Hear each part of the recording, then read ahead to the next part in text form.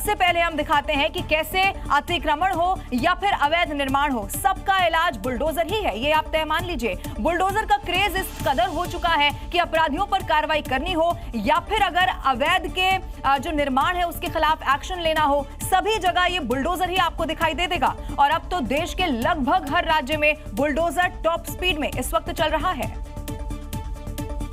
UP से शुरू हुई बुलडोजर मॉडल बिहार, मध्य प्रदेश और झारखंड तक पहुंच गया है। उत्तर प्रदेश के सीतापुर में 2 दर्जन से ज्यादा दुकानों के बाहर से अतिक्रमण हटाया गया, तो वहीं संत कबीर नगर में सार्वजनिक स्थानों को अतिक्रमण मुक्त कराया गया। कार्रवाई के दौरान लोग खुद भी हथौड़ा चलाते दिखे। बलरामपुर में अवैध प्लॉटिंग को बुलडोजर से समतल कर दिया गया। बिहार में डिप्टी सीएम संग्राम का पीला पंजा पटना के सड़क निर्माण के दौरान खेती की जमीन पर बुलडोजर चला। मुआवजे की मांग पर किसान विरोध करते दिखे, लेकिन कार्रवाई नहीं रुकी। झारखंड के हजारीबाग और धनबाद में भी अतिक्रमण हटाओ अभियान चलाया गया, जहां अवैध रूप से बनी दुकानें हटाई गई, तो लोगों को अतिक्रमण से होने वाली परेशानी को देखते हुए एक्शन लिया गया। और योगी के इस बुलडोजर की डिमांड कितनी है, ये किसी से छिपा हुआ नहीं है। हर बीजेपी शासित राज्य में पीले पंजे वाला जो मॉडल है वो दिख जाता है। लेकिन अब तो देखिए, कांग्रेस शासित जो राज्य है उनको भी बुलडोजर पसंद आने लगा है और वो भी अपने स्टेट में बुलडोजर स्टार्ट करने की तैयारी कर रहे हैं। और इसी पर कांग्रेस में 2 पार्ट हो चुकी है। कर्नाटक के गृह मंत्री बुलडोजर के समर्थन में दिखे, तो कांग्रेस वरिष्ठ नेता पी चिदम्बरम विरोध में। यूपी के गुंडे माफिया तस्करों पर बुलडोजर वाला इलाज होता है और वैसा ही इलाज कर्नाटक के गृह मंत्री भी परमेश्वर भी चाहते हैं। उन्होंने बयान दिया कि बहुत सारे विदेशी नागरिक ड्रग्स की तस्करी करते हुए पकड़े गए हैं। हमने उन मकान मालिकों की पहचान कर ली है जिन्होंने इन्हें घर किराए पर दिए हैं। हम उन घरों पर बुलडोजर चलाने के लिए तैयार है। परमेश्वर ने योगी मॉडल की तर्ज इलाज की बात कही तो चिदम्बरम भड़क गए। सोशल मीडिया पर एक्स पर उन्होंने पोस्ट किया कि कांग्रेस पार्टी का मानना है कि उत्तर प्रदेश में अपनाई जाने वाली बुलडोजर न्याय पद्धति गलत, अवैध और अन्यायपूर्ण है। कर्नाटक जैसे कांग्रेस शासित राज्य को उत्तर प्रदेश के रास्ते पर नहीं चलना चाहिए। यानी बुलडोजर मॉडल अपनाने को लेकर छिड़ी ये जंग बीजेपी नहीं बल्कि कांग्रेस की अंदरूनी कलह को उजागर कर रही है। उत्तर प्रदेश में घुसपैठियों के खिलाफ ऑपरेशन टॉर्च इस वक्त चलाया जा रहा है और इसी के दौरान घुसपैठियों के एंट्री और उनके रूट का खुलासा होता हुआ नजर आ रहा है। क्योंकि गोरखपुर में झुग्गियों में जब जांच की गई तो कई सारे संदिग्ध मिल गए हैं जिनके पास से असम के आधार कार्ड मिल गए हैं।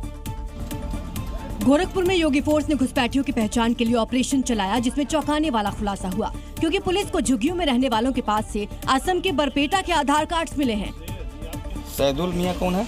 हमारे लड़का। तो लड़का इलियास खातून? हाँ, वो बहू। इलियास? हाँ, बहू। हाँ। कहाँ है? पुलिस ने कार्ड जब्त किए। वहीं जिस जगह झुग्गी बनी है उस जमीन के मालिकों से भी फोन पर बात की। कोई आया आपके पास रहने के लिए तो क्या समझ-बूझ के रखते हैं? इससे पहले कई लोग थे हमारे पास जो है विश्वसनीय लोग थे, तो इन्हीं के मतलब जो है विश्वसनीय है सर। योगी फोर्स ने इन लोगों की लिस्ट बनाई, जांच तेज कर दी है। इससे पहले मेरठ हो या लखनऊ, वहां भी कई लोगों के पास असम से आधार कार्ड मिले थे। ऐसे में सवाल ये है कि इन लोगों को असम का आधार कार्ड बनवाकर एंट्री कौन करवा रहा है।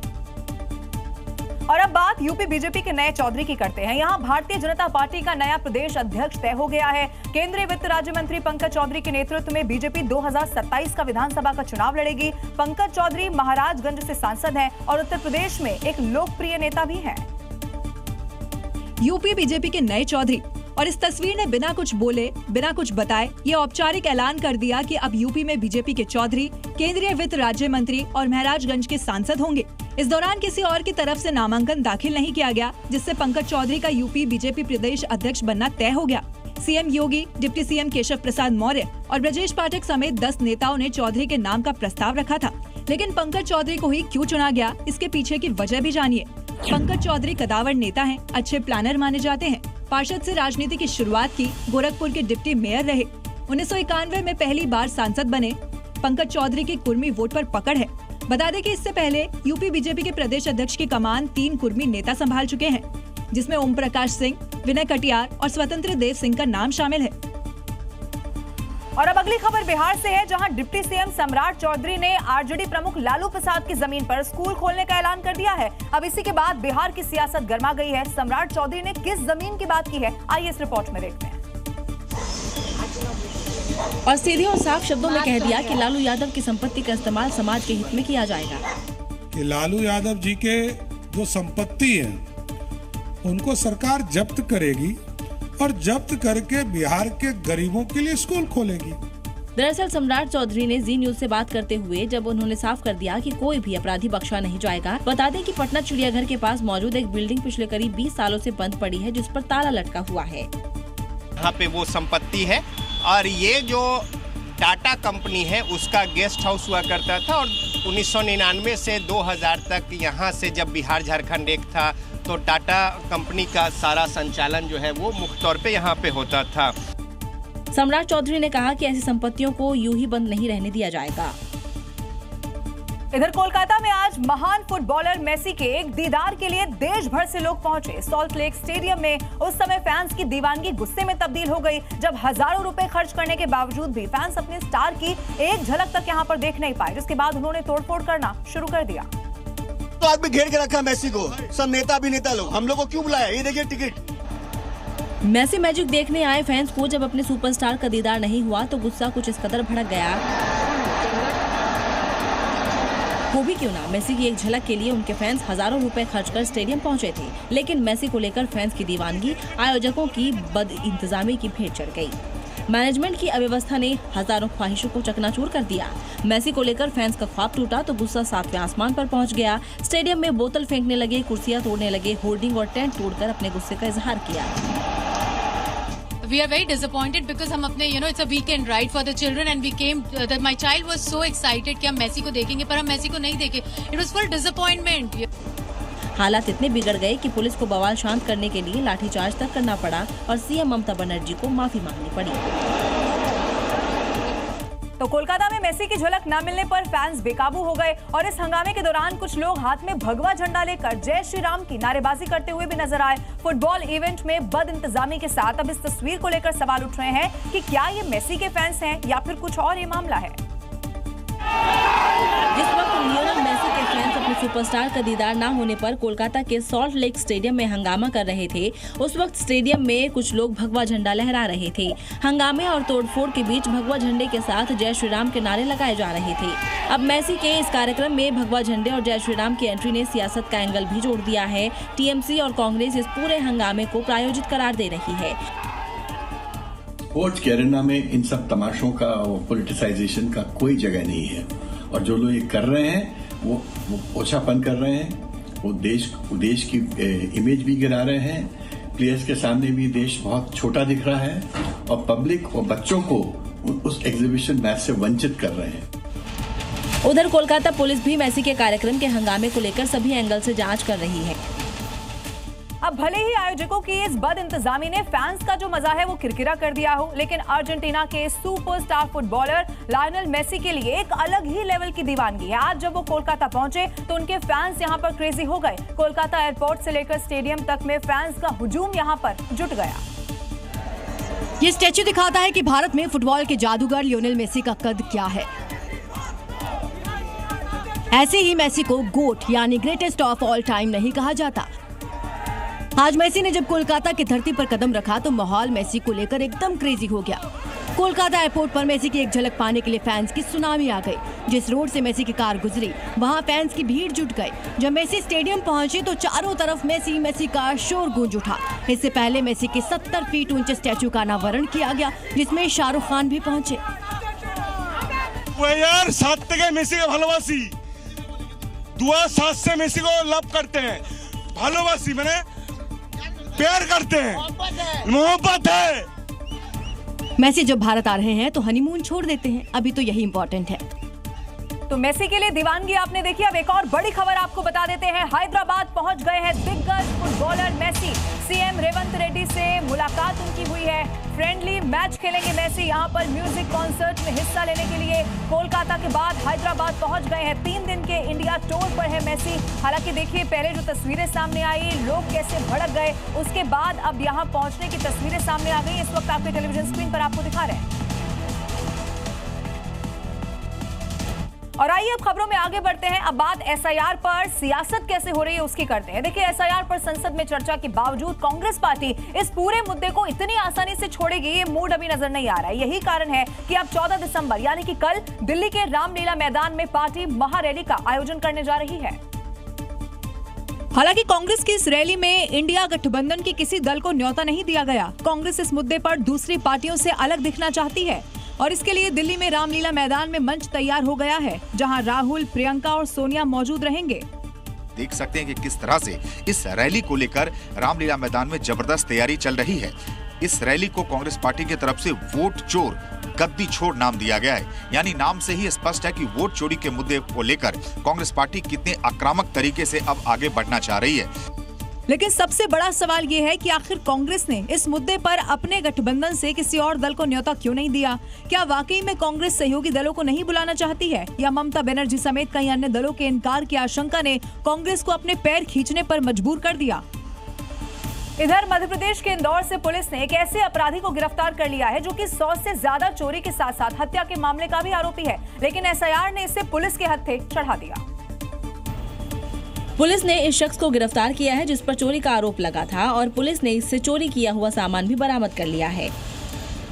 लेकिन अब्दुल रशीद पकड़ा कैसे गया, ये भी जानिए। दरअसल अब्दुल अपने माता पिता की जानकारी लेने महाराष्ट्र के अकोला से इंदौर आया था और तभी पुलिस ने गिरफ्तार कर लिया। साथ ही चोरी का सामान भी बरामद कर लिया। पुलिस मामले की जांच कर रही थी कि इस दौरान एक चौंकाने वाला खुलासा हुआ। ये वही आरोपी है जिसने फेमस होने के लिए महाराष्ट्र के वर्धा में एक व्यक्ति की तलवार से गर्दन काटकर हत्या कर दी थी। पुलिस ने आरोपी से 7,50,000 रुपए का चोरी का माल बरामद किया है। इसमें सोने चांदी के आभूषण और 50,000 रुपए की कीमत की चोरी की बाइक शामिल है। अब्दुल का चोरी की बाइक से 7 सीसीटीवी भी सामने आया है। पुलिस को आशंका है कि उससे एक और बाइक चोरी के मामलों में भी खुलासा हो सकता है। जांच में ये भी सामने आया है कि आरोपी नशे का आदी है।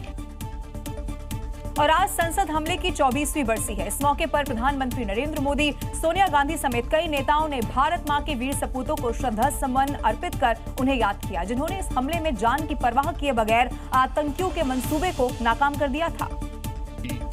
जब पाकिस्तान से आए आतंकियों ने लोकतंत्र के मंदिर पर हमला किया था, आज उसी हमले की बरसी है और देश शहीदों के बलिदान को याद कर रहा है। इस मौके पर पीएम मोदी, लोकसभा में नेता प्रतिपक्ष राहुल गांधी, कांग्रेस की पूर्व अध्यक्ष सोनिया गांधी,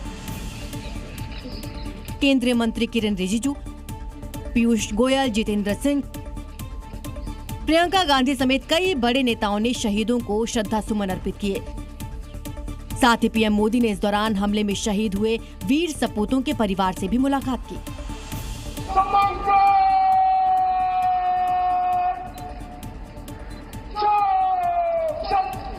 वहीं इससे पहले शहीदों को सम्मान दिया गया। इस दौरान उपराष्ट्रपति सीपी राधाकृष्णन, पीएम मोदी समेत सभी दिग्गज मौजूद रहे।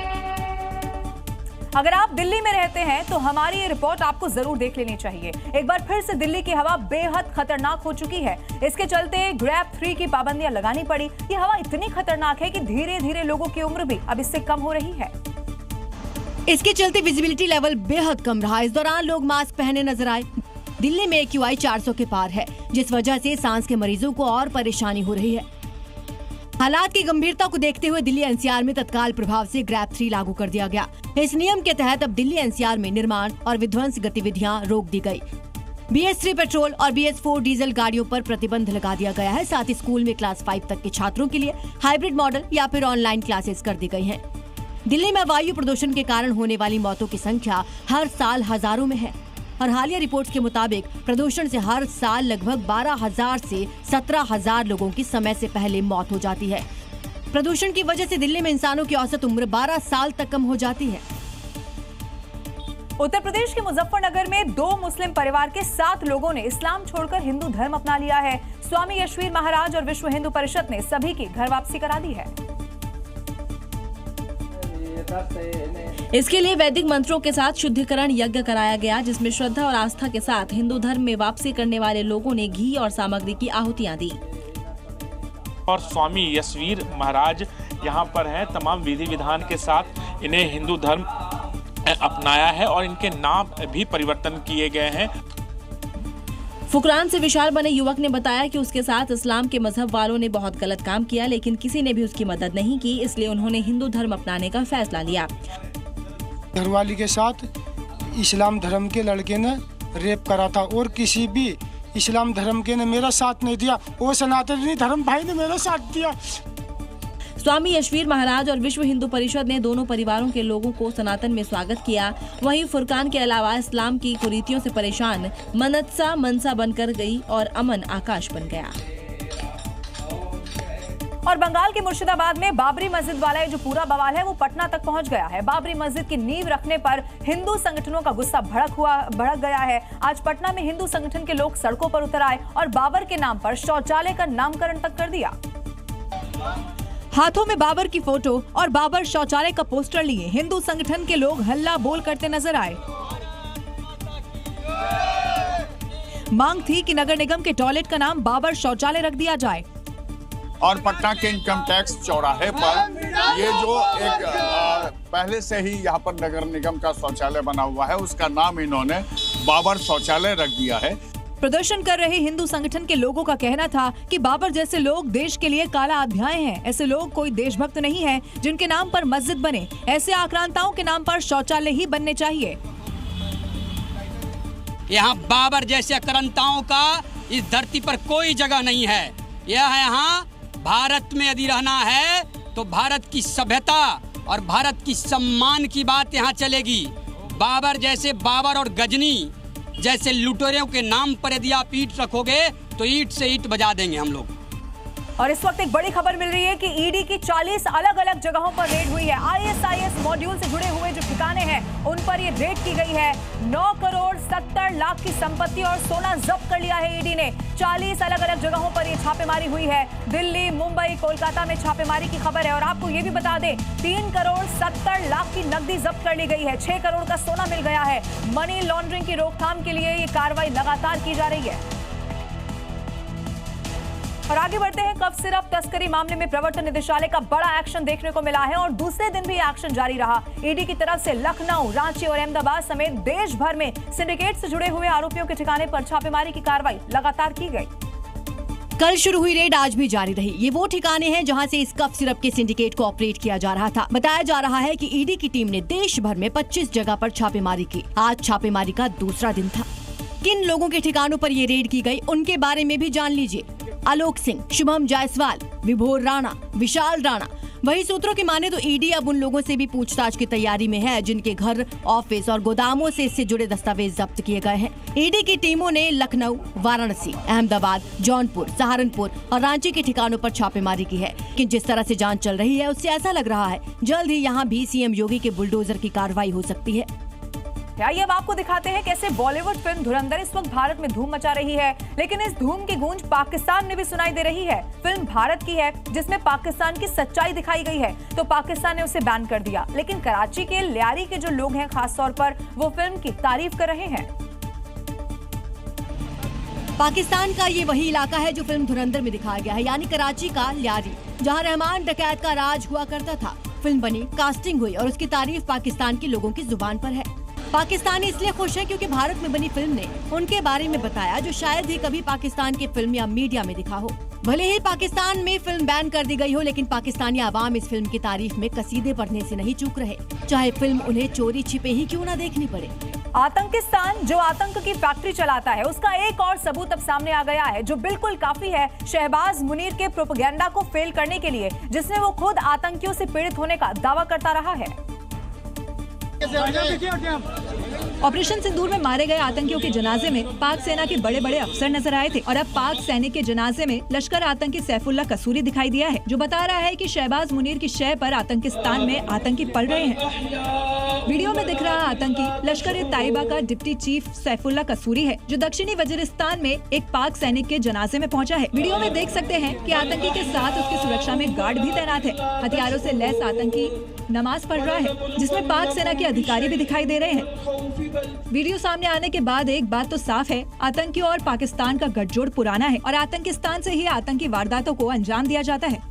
देखिए पूरी दुनिया ये जानती है कि पाकिस्तान में किस कदर राजनीतिक प्रतिशोध लिया जाता है। इतिहास इस बात का गवाह रहा है कि पाकिस्तान की आर्मी ने कई पूर्व प्रधानमंत्रियों को ऐसी सजा दी है कि इंसानियत भी तार-तार हो गई और अब वही हर्ष असीम मुनीर इमरान खान का कर रहा है। तभी तो उसके जुल्मिस्तान से यूएन को भी एतराज है। पाकिस्तान की कालकोठरी में पूर्व पीएम इमरान जुल्म के इंतहा सह रहे हैं। असीम मुनीर ने इमरान के लिए रावलपिंडी की अदियाला जेल को जहन्नुम बना दिया है। पाकिस्तान के पूर्व पीएम पर मुनीर के सितम से संयुक्त राष्ट्र भी परेशान है। यूएन ने साफ कर दिया है कि इमरान खान की हालत मानवाधिकार मानकों के खिलाफ है और इसे तुरंत सुधारने की जरूरत है। दिन के 23 घंटे इमरान सेल में बंद रहते हैं। बाहरी दुनिया से कोई संपर्क नहीं और हर वक्त सीसीटीवी से निगरानी की जा रही है। गौरतलब है कि इमरान खान 2023 से जेल में बंद हैं। हाल ही में उनकी बहनों के साथ बर्बरता की तस्वीरें सामने आई थी। जेल के बाहर पीटीआई समर्थकों के प्रदर्शन से हालात और तनावपूर्ण बना दिए हैं। अब यूएन की चिंता के बाद पाकिस्तान सरकार पर अंतर्राष्ट्रीय दबाव बढ़ता दिख रहा है। ऐसे में अब देखना होगा कि मुनीर के इस जुल्मिस्तान से इमरान कब और कैसे बाहर निकलेंगे।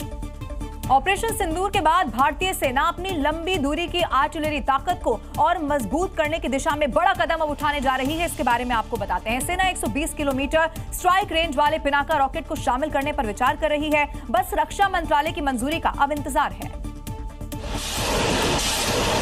अगर ऐसा हुआ तो इसकी कीमत करीब 2500 करोड़ रुपए होगी। अधिकारियों के मुताबिक ये रॉकेट जो 120 किलोमीटर दूर के लक्ष्य पर हमला कर सकते हैं। इसे रक्षा अनुसंधान एवं विकास संगठन यानी कि DRDO द्वारा विकसित किया जाएगा। इनके पहले परीक्षण जल्द ही किए जाने की योजना है। उसके बाद डेवलपमेंट कम प्रोडक्शन पार्टनर्स को बोली प्रक्रिया के जरिए चुना जाएगा। सूत्रों के मुताबिक रक्षा अधिग्रहण परिषद यानी DAC इसे जल्द ही मंजूरी दे देगा। नए 120 किलोमीटर रेंज वाले पिनाका मौजूदा multi barrel rocket launcher system से भी लॉन्च किया जा सकेगा। फिलहाल जो हमारे पास पिनाका रॉकेट लॉन्चर है वो 40 किलोमीटर और 75 किलोमीटर से ज्यादा की दूरी तक लक्ष्य भेज सकता है। भारतीय सेना मौजूदा पिनाका रेजिमेंट्स को मजबूत करने पर ध्यान दे रही है। इधर राजस्थान के रेगिस्तान में भारत और मलेशिया की सेनाएं कंधे से कंधा मिलाकर ताकत का अभ्यास कर रही हैं। एक्सरसाइज हरिमाऊ शक्ति V 2025 अब अपने निर्णायक वैलिडेशन फेज में पहुंच चुका है, जहां आतंकवाद रोधी युद्ध का असली टेस्ट हो रहा है। भारत और मलेशिया के बीच संयुक्त सैन्य अभ्यास हरिमाऊ शक्ति V 2025 5 दिसंबर से 18 दिसंबर तक राजस्थान के महाजन फील्ड फायरिंग रेंज में चल रहा है। इस अभ्यास में भारतीय सेना की डोगरा रेजिमेंट और रॉयल मलेशियाई सेना की 25वीं बटालियन हिस्सा ले रही है। अभी अभ्यास अपने वैलिडेशन फेज में पहुंच चुका है। आसमान से जमीन पर उतरकर जवान पेट्रोलिंग, एम्बुश ड्रिल, घेराबंदी और आतंकवाद रोधी कार्रवाइयों का रियल टाइम अभ्यास कर रहे हैं, जिससे भारत और मलेशिया के बीच ऑपरेशन तालमेल और साथ ही इंटरऑपरेबिलिटी काफी मजबूत हुई है। रेगिस्तान में हरिमाऊ शक्ति V सिर्फ एक एक्सरसाइज नहीं है, बल्कि पाकिस्तानी आर्मी चीफ मुनीर के लिए उस ताकत का ट्रेलर है जो जरूरत पड़ने पर पूरी फिल्म भी दिखा सकती है। आज भारतीय सेना को 491 युवा अफसर मिल गए हैं। देहरादून में IMA की ऐतिहासिक ड्रिल स्क्वायर पर पासिंग आउट परेड हुई, जिसके बाद army chief general Upendra Dwivedi ने नए अधिकारियों के साथ कुछ ऐसा किया कि पिक्चर ऑफ द डे बन गया। भव्य पासिंग आउट परेड के बाद जब 491 भारतीय और 34 विदेशी कैडेट कमीशन होकर सेना के अफसर बने तो माहौल गर्व और उत्साह से भरा हुआ था। खुद army chief general Upendra Dwivedi वहां मौजूद रहे। आर्मी चीफ ने नए अफसरों का कुछ इस अंदाज में जोश बढ़ाया। नए अफसरों के साथ पुशअप्स किए, जिसका वीडियो भी सामने आ गया है, जिसमें वो 12 सेकंड में 18 पुशअप्स मारते हुए नजर आए।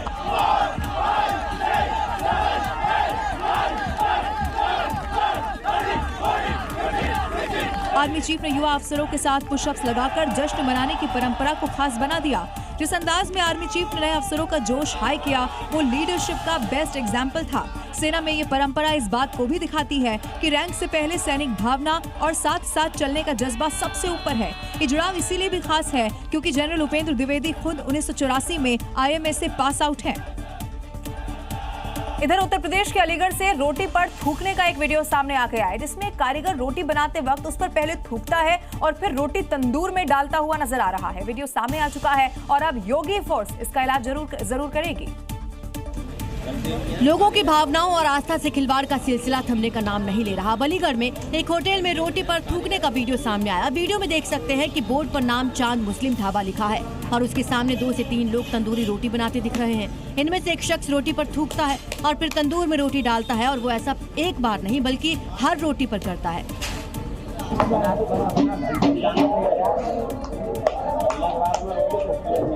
रोटी बना रहा हूँ। वीडियो होटल पर रोटी लेने आए शख्स ने अपने मोबाइल में रिकॉर्ड किया, लेकिन जिस तरह थूकबाज बेखौफ रोटी पर थूक रहा है वो जरूर सवालिया निशान है। आखिर किसी की भावना और आस्था से खिलवाड़ कब तक होगा? उत्तर प्रदेश की योगी फोर्स के एक्शन का असर ये है कि प्रदेश में क्राइम रेट लगातार गिरता चला जा रहा है और अपराध को बिल्कुल खत्म करने के लिए योगी ऑर्डर दे चुके हैं। इसी का नतीजा ये है कि ऐसा कोई दिन नहीं जाता जिस दिन अपराधी लंगड़े होकर अस्पताल न पहुंच रहे हो। सुल्तानपुर में पुलिस से हुई मुठभेड़ में एक बदमाश के पैर में गोली लगी। आरोपी पर मारपीट, अपहरण और हत्या के मामले दर्ज है। मुखबिर की सूचना पर हुई कार्रवाई में बदमाश अस्पताल के स्ट्रेचर पर पहुंच गया। रायबरेली में 2 शातिर चेन स्नैचर पुलिस के हत्थे चढ़ गए हैं। आरोपियों ने कुछ दिन पहले महिला से चेन छीनी थी और सीसीटीवी के आधार पर पुलिस तलाश में जुटी थी। अब ऑपरेशन लंगड़ा के तहत दोनों अरेस्ट हो चुके हैं। बदायूं में लूट की घटना को अंजाम देने की फिराक में बैठे 3 आरोपियों से मुठभेड़ में एक बदमाश घायल हो गया, जबकि 2 फरार हो गए। आजमगढ़ में 9 दिसंबर को हुई चोरी में शामिल एक चोर अब कंधों के सहारे चलने पर मजबूर है। योगी फोर्स ने चोर का पीतल वाला इलाज किया है। आरोपी के पास से 3.5 लाख कैश समेत चोरी का सामान भी जब्त किया गया है। उत्तर प्रदेश में पुलिस अगर बदमाशों पर सख्त है तो आम लोगों के लिए संवेदनशील भी है। ऐसे में तुरंत कार्रवाई न होना और कार्यशैली में ढिलाई को लेकर झांसी के आईजी का एक वीडियो सामने आ गया है, जिसमें वो समस्या का समाधान नहीं करने पर थाना प्रभारी को फटकार लगाते हुए दिखाई दिए हैं। मजाक नहीं चल रहा, आप यहाँ पे जो बैठ करके कर रहे हो, टाइम पास मत करिए आप। ये रेप के केस को कौन मॉनिटर कर रहा है? आप तीनों में से कौन देख रहा है यहाँ पे? मैडम कौन देख रहा है इस केस को? आपको देखना है ना, तीनों को सस्पेंड करना। वहीं एक वीडियो और भी सामने आया जिसमें आईजी आकाश कुलहरी थाना प्रभारी को फटकार लगाते दिखे। एसएसपी ऑफिस में 700 किलोमीटर आ चुकी है और 700 किलोमीटर जा चुकी है, पर आपके यहाँ पे थाने पे नहीं आई है। कैसे पॉसिबल है भाई साहब? इसी पे आपको सस्पेंड कर देना चाहिए। इसके बाद आईजी आकाश कुलहरी ने थाना प्रभारी को सख्त लहजे में समझा दिया, पीड़ित आपके पास नहीं, आप पीड़ित के पास जाएंगे। अब तो ये मेरे तो संज्ञान में आ गया है। अब ये चाहे तुम्हारे पास आए या ना आए, अब तुम इनके पास जाओगे। देखिए, कोई दुश्मनी में गोली चलाता है तो कोई लूट के लिए गोली चलाता है, लेकिन उत्तर प्रदेश के प्रतापगढ़ में एक बड़ा अजीबोगरीब मामला सामने आया, जहां एक दुकान में परफ्यूम की खुशबू पसंद नहीं आने पर गोली चला दी गई। परफ्यूम को लेकर ऐसी सनक देखने को मिली गुलशन जनरल स्टोर नाम की एक दुकान पर। पुलिस को दिए दुकानदार के बयान के मुताबिक दोपहर करीब 2 बजे 3 युवक उनकी दुकान में आए और परफ्यूम दिखाने को कहा। परफ्यूम की शीशी लेकर इधर उधर छिड़कने लगे और फिर परफ्यूम की खुशबू अच्छी नहीं है कहकर दुकानदार से बहस करने लगे, जिसके बाद तीनों बदमाश धमकी देते हुए वहां से चले गए। थोड़ी ही देर में लौटे बदमाशों ने दुकान पर अंधाधुंध फायरिंग शुरू कर दी। करीब 3 राउंड फायर किए।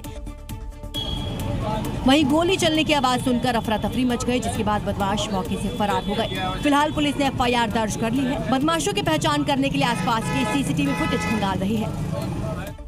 उत्तर प्रदेश के बहराइच में एक महिला ने शराब की लत से परेशान अपने पति को खौफनाक सजा सुना दी, जिसे सुनकर आपका दिल दहल जाएगा। शराब पीने की वजह से उसने पहले पति को पीटा और फिर खौलते हुए पानी से पति को नहला दिया, जिससे पति का शरीर बुरी तरीके से जल गया। आनन फानन में उसे अस्पताल में भर्ती करवाया गया। डॉक्टर्स के मुताबिक उसके शरीर का 30% से ज्यादा हिस्सा जल गया। खौलते पानी के इस्तेमाल की वजह से चमड़ी की ऊपरी परत निकल गई है। दरअसल पति के शराब पीकर घर आने की वजह से पत्नी नाराज हुई। दोनों के बीच विवाद बढ़ा। इस बीच पति ने पत्नी को थप्पड़ जड़ दिया। गुस्से में आग बबूला पत्नी ने पहले अपने पति को डंडे से खूब पीटा और फिर उस पर खौलते पानी को फेंक दिया, जिससे शख्स गंभीर रूप से जल गया। परिवार के ही कुछ लोग उसे लेकर अस्पताल पहुंचे, जहां उसका इलाज करवाया गया, लेकिन ज्यादा जख्म होने की वजह से उसे बहराइच के दूसरे अस्पताल में भर्ती करवाया गया। शराबी पति को ऐसी खौफनाक सजा देने की बात जिसने भी सुनी वो हैरान रह गया। धुरंधर मूवी इन दिनों देश भर के सिनेमाघरों में छाई हुई है। सोशल मीडिया पर इस फिल्म की जमकर तारीफ की जा रही है। इन सब के बीच नोएडा के एक मॉल में इस मूवी को देखने पहुंचे युवाओं के बीच जबरदस्त मारपीट हो गई। इससे जुड़ा एक वीडियो वायरल हुआ है, जहां पर्दे पर धुरंधर फिल्म चल रही है और थिएटर में गदर मचा हुआ है। वहीं इस दौरान एक शख्स दूसरे को पीटते हुए दिखाई दिया।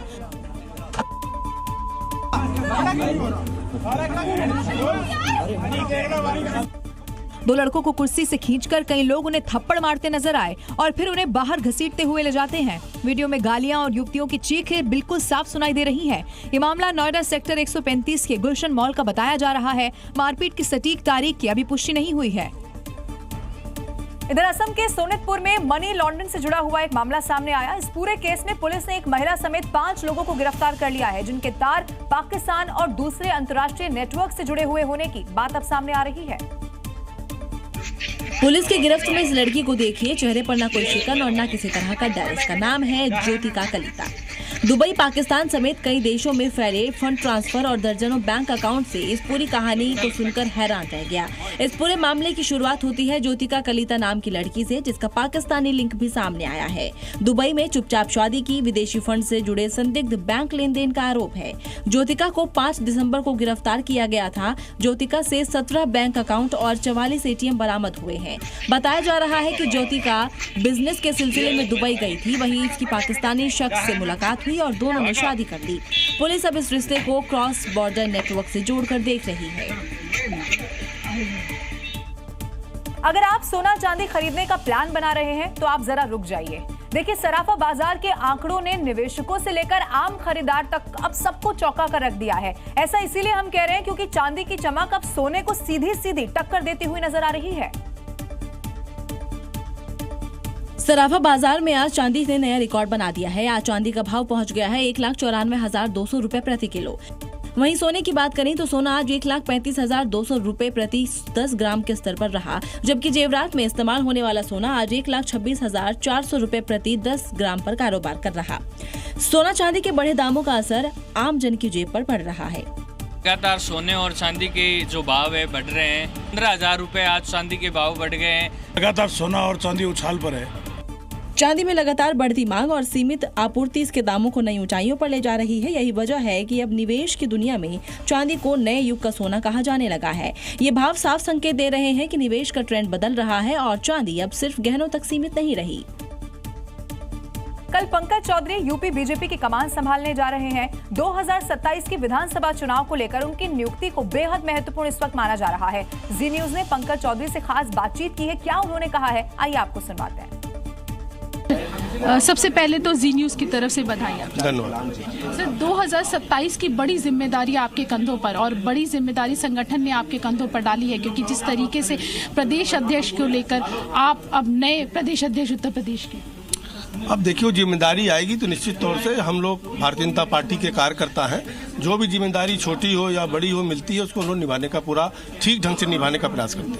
सर, SIR को लेकर लगातार भाजपा जो है चीजें करवा रही है, उसको लेकर क्या कहेंगे? क्योंकि विपक्ष इस पे लगातार सवाल उठा रहा है, कह रहा है कि वोट काटने की कवायद है ये। देखिए, SIR का एक सफल प्रयोग पूरा बिहार में हुआ है और वहाँ पर SIR के खिलाफ पूरी यात्रा भी लोगों ने, राहुल गांधी ने और तेजस्वी यादव ने निकाला था और उसका परिणाम वहाँ की जनता ने दिया है। निश्चित तौर से जो ये झूठा आरोप विलेम लगाते हैं, उसका जवाब जनता स्वयं देगी। सर, आखिरी सवाल, सर, जिस तरीके से उत्तर प्रदेश में बांग्लादेशी और घुसपैठियों को लेकर कार्रवाई लगातार की जा रही है, उसको लेकर आप क्या कहेंगे? किस तरीके से अब आप उसको आगे बढ़ाएंगे? निश्चित तौर से किसी भी देश का कोई भी नागरिक ये भी चाहता होगा कि कोई भी विदेशी नागरिक हमारे देश में वोट का अधिकार तो कम से कम ना पावे और घुसपैठी उनको बाहर निकाला जाए, और योगी जी उस कार्य को कर। इधर बिहार से लेकर उत्तर प्रदेश और फिर मध्य प्रदेश तक लुटेरी दुल्हनों ने इस वक्त जबरदस्त आतंक मचाकर रख दिया है। नई नवेली दुल्हन कुछ दिन ससुराल में बिताती है और मौका पाते ही ससुराल वालों को चूना लगाकर रफू चक्कर हो जाती है। बिहार, उत्तर प्रदेश और मध्य प्रदेश, शादी के बाद दुल्हन फरार। ये तस्वीरें हैं बिहार के मुंगेर की, जहां शादी का माहौल है, नाच गाना है, शादी की सारे रस्में हो रही हैं और दुल्हन घर आ गई। लेकिन परिवार को अंदाजा भी नहीं था कि शादी के 9वें दिन क्या होगा।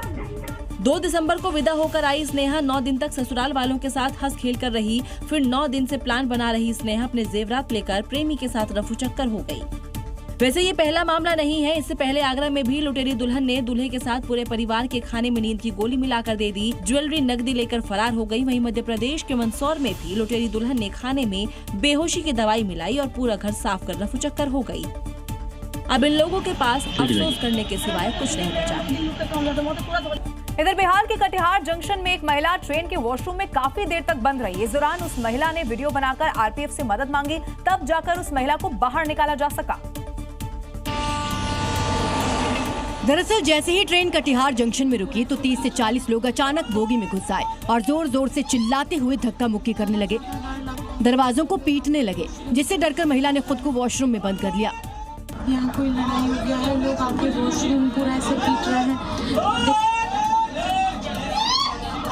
बहुत ज्यादा डर लग रहा है।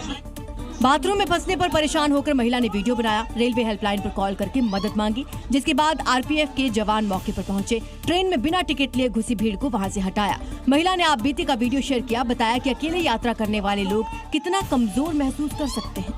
बहुत ज्यादा डर। ग्रेटर नोएडा के ईस्टर्न पेरिफेरल हाईवे पर घने कोहरे ने बड़ा खतरा खड़ा कर दिया है। एक के बाद एक कई गाड़ियां यहां आपस में टकरा गई, जिससे करीब 5 किलोमीटर लंबा जाम लग गया। हादसा बड़ा था, लेकिन राहत ये रही कि कोई गंभीर घायल नहीं हुआ। घने कोहरे के बीच एक ट्रक और कार की टक्कर हो गई। इसके बाद पीछे से आ रहे करीब 15 से 20 वाहन एक के बाद एक टकराते चले गए। इस हादसे में 1 दर्जन से ज्यादा गाड़ियां क्षतिग्रस्त हो गई। करीब 10 लोगों को हल्की चोटें आई। हादसे के बाद हाईवे पर 5 किलोमीटर लंबा जाम लग गया। सूचना मिलते ही पुलिस और टोल मैनेजमेंट टीम मौके पर पहुंची। ट्रेन की मदद से क्षतिग्रस्त वाहनों को साइड कराया गया और धीरे धीरे यातायात सामान्य किया गया। कोहरे में स्पीड को लेकर गाइडलाइन जारी की गई है, जिसमें यमुना एक्सप्रेसवे पर हल्के वाहन के लिए 75 किलोमीटर प्रति घंटा और भारी वाहन के लिए 60 किलोमीटर प्रति घंटा। नोएडा ग्रेटर नोएडा एक्सप्रेसवे पर हल्के वाहन के लिए 75 किलोमीटर प्रति घंटा और भारी वाहन के लिए 50 किलोमीटर प्रति घंटा स्पीड तय की गई है। वहीं नोएडा एलिवेटेड रोड पर हल्के वाहन के लिए 50 किलोमीटर प्रति घंटा तो भारी वाहन के लिए 40 किलोमीटर प्रति घंटा की स्पीड तय की गई है। यानी साफ है कि कोहरे में रफ्तार कम रखें, दूरी बनाए रखें, क्योंकि कोहरे में जिंदगी सबसे बड़ी जिम्मेदारी है। और देश भर से अचानक हार्ट अटैक से मौत की खबरें लगातार सामने आ रही हैं, लेकिन राजस्थान और उत्तर प्रदेश से आए 2 वीडियो उम्मीद की बड़ी मिसाल बन गए हैं, जहां सही वक्त पर दिखाई गई सूझबूझ ने 2 जिंदगियों को बचा लिया।